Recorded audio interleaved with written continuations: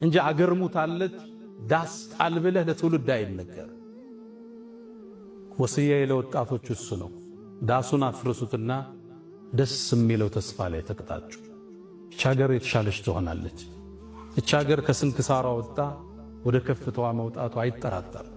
ከውልደት በፊት እርግዝና አለ። እርግዝና ምጥ ይበዛዋል። እርግዝና ማቅለሽለሽ አለው። እርግዝና ቦሚት አለው። እርግዝና ወገብ ያማል አስተኙኝ ይላል። እቺ ሀገር በምታደርገው የግንባታ ጉዞ ውስጥ ስንክሳሮች አይጠፋትም።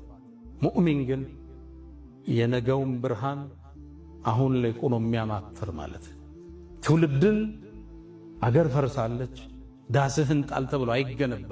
ይሄ ማህበራዊ ሳይንስን የማያውቁ ግለሰቦች ናቸው። ትውልድ እንዴት እንደሚነታነጽ የሊደርሺፕን ሳይንስ የማያውቁ ገጣሚዎች፣ አዝማሪዎች ናቸው ይሄን የሚሉት። ብዙ ጊዜ ችግሩ ምንድነው? ታዋቂ ሰው ስትሆኑ ማህበረሰብን አትከላከሉ። አንዱ ሲነሳ አንዱ ሲመረቅዝ እችን ሀገር እንዳልነበረች እናደርጋታለን። እሱ እናንተን ላይ ያሳስባችሁ ይችላል። እኛ ግን ኢትዮጵያ ታሳስበናለች። የነብዩ አደራ አስመክነች።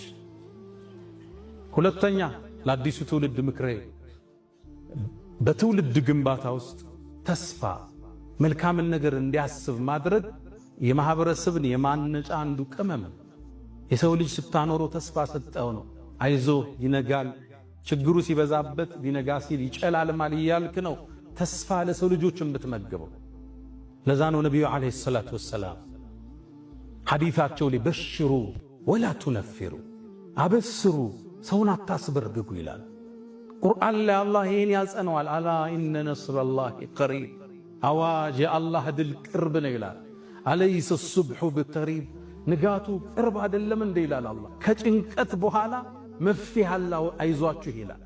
ትውልድ የሚታነጸው ተስፋ በመስጠት ነገ የተሻለ ይሆናል ብሎ እንዲያስብ በማድረግ